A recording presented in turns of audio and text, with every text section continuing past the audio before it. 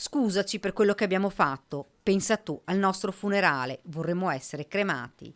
Poche parole scritte in una lettera lasciata in casa e indirizzata al genero. Un ultimo atto prima di farla finita.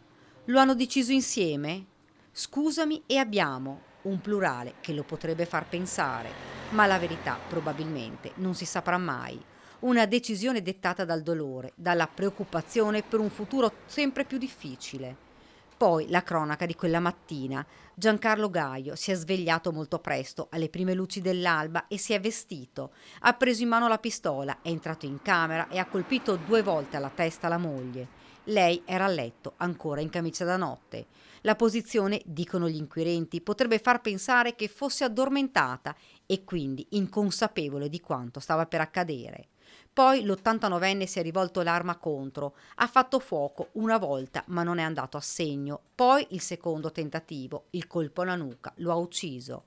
Rimane quella lettera, le loro volontà e poi la spiegazione di dove erano custoditi alcuni documenti. Tutto preparato nei minimi dettagli. Quella mattina Giancarlo doveva andare in ospedale per un intervento chirurgico alla prostata. Quando sono morti, dai primi accertamenti la tragedia potrebbe essersi consumata poco prima dell'arrivo del genero alle 6:30, quando ha trovato i corpi, ma a stabilirlo sarà l'esame autoptico. Lunedì in tribunale a Treviso ci sarà il conferimento dell'incarico all'anatomopatologo Alberto Furlanetto, l'autopsia forse già martedì. Col Maggiore di Sopra è un piccolo borgo, tutti si conoscono, la comunità è attonita, la gente passa, guarda la casa, abbassa gli occhi con tante domande. Si poteva fare qualcosa di più, ma il dramma era vissuto tra le mura domestiche, il dolore per la perdita della figlia 4 anni fa, la preoccupazione per la salute di entrambi. Quella non l'ha mai dimenticata, quella della figlia. E poi l'aggravarsi della situazione sia come età, sia e acciacchi che dopo gli 80 anni arrivano e magari a 90 si accentuano.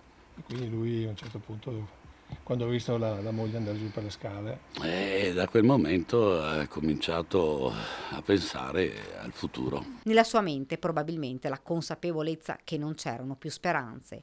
Questo forse li ha portati al tragico gesto insieme, ma nessuno saprà fino in fondo la verità. Su una panca in legno nel giardino dell'abitazione sono stati appoggiati dei lumini e dei mazzi di fiori.